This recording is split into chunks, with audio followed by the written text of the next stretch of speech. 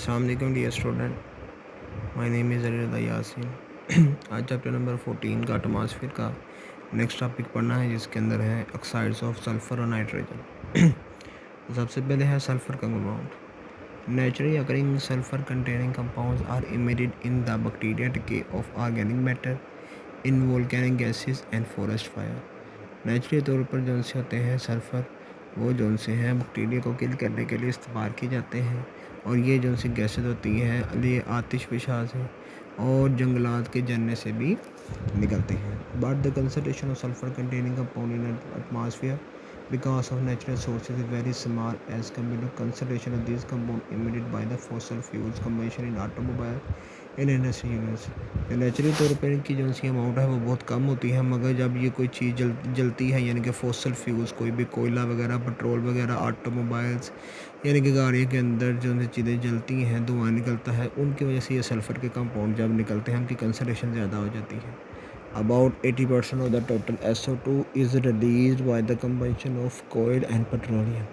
अगर हम वैसे ओवरऑल बात करें फॉसल फ्यूल के जलने से, तो दो चीज़ें जलने से 80% जो होता है सल्फ़र के कंपाउंड बनते हैं। कौन कौन सी चीज़ें? कोल और पेट्रोलियम। उसके बाद ये टेबल है, अगर ये टेबल याद कर लें तो सारा कुछ याद हो जाए। तो सबसे पहले फॉसल फ्यूल्स कंटेनिंग सल्फ़र, कि फॉसल फ्यूल्स के अंदर सल्फ़र मौजूद होता है। Fossil fuels are burn to produce energy. Fossil fuels क्या करते हैं? एनर्जी पैदा करते हैं, यानी कि जब जलाए जाते हैं तो ज़ाहिर बात है कि आग निकलती है, फिर एनर्जी निकलती है। उसके बाद sulphur in the fuel form oxides of sulphur. तो इसके अंदर से दो तरह के सल्फ़र निकलते हैं, सल्फ़र डाइऑक्साइड और sulphur trioxide.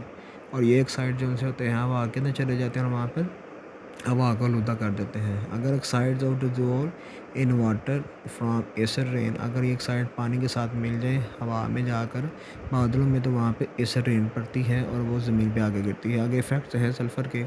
Sulphur dioxide is a colourless gas having irritating smell. ये इसकी बेचैनी वाली जो सी होती है वो वाली इसकी स्मेल होती है। इट कॉज सफोकेशन, ये दम घुटता है इससे। Irritation and several respiratory problem से सांस की प्रॉब्लम भी होती है। Sulphur dioxide from sulphuric acid भी damage the building and vegetation, के सल्फर डाइऑक्साइड से क्या मिलकर बनता है? Sulphuric acid. सल्फ्यूरिक एसिड को किंग ऑफ एसिड भी कहा जाता है, और जब ये किसी बिल्डिंग के ऊपर या वेजिटेबल्स के ऊपर, सब्जियों के ऊपर गिरती है तो डैमेज हो जाती हैं चीज़ें।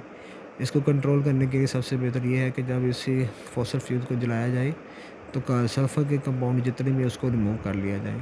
उसके बाद है नाइट्रोजन। तो naturally occurring oxides of nitrogen mainly nitric acid is produce by electrical lighting in air, कि जो सा नाइट्रोजन है ये पौधों के लिए बहुत ज़्यादा ज़रूरी होता है, इंसानों के लिए भी ज़्यादा ज़रूरी होती है।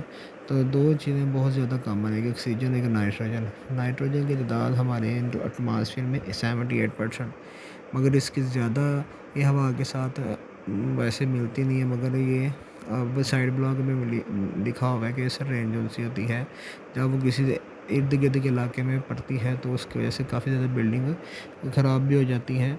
तो जो फेमस मार्बल बिल्डिंग है ताजमहल, उसके ऊपर गिरी तो उसका एक, अभी भी आप देखें उसकी स्ट्रक्चर, तो उसका एक जो सा मीनार है वो ख़राब हुआ है एसिड रेन की वजह से। Combustion of fossil fuels in under combustion engine, जब भी कम्बशन जलाया जाता है फॉसल फ्यूल्स को इंटरनल कम्बशन इंजन इंटरनली, यानी कि कारखानों के अंदर, इन थर्मल पावर स्टेशन या बड़े बड़े कारखानों के अंदर, जहाँ पर हवा निकालने के लिए उन्होंने एक अलग से चिमनीज बनाई जाती हैं।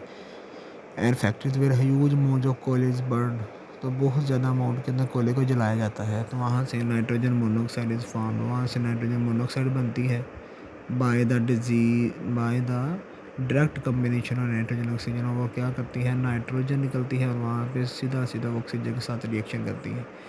नाइट्रोजन ऑक्सीजन के साथ रिएक्शन करके क्या बनाती है? Nitrogen monoxide. However it quickly react with air, और ये हवा के साथ जब मिलती है तो क्या बनाती है? Nitrogen dioxide.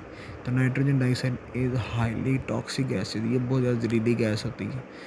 तो ये इसका भी एक टेबल है। Nitrogen in air normally unreacted, nitrogen हवा के साथ आमतौर पर नहीं मिलती, but at high temperature react with oxygen to form oxides of nitrogen. मगर जब ये ज़्यादा अमाउंट के अंदर जलाई जाती है तो उससे क्या बनता है? तो ये हवा के साथ ऑक्सीजन के साथ रिएक्शन करके नाइट्रोजन ऑक्साइड बनाती है। Escape gases into the air, ये जो गैसेज जब हवा के अंदर शायद रिलीज़ होती है तो पोल्यूशन काज करती है। इसी तरह नाइट्रोजन भी जब पानी के साथ मिलते हैं तो एसिड रेन काज करती है, जो कि ज़मीन पर गिरती है। Mixture of this gases represented an NOx का मतलब है यहाँ पे 1 भी हो सकता है, 2 भी हो सकता है, यानी कि NO भी हो सकता है, NO2 भी हो सकता है। Enter in the air through the automobile exhaust and chimneys to thermal power station and factories.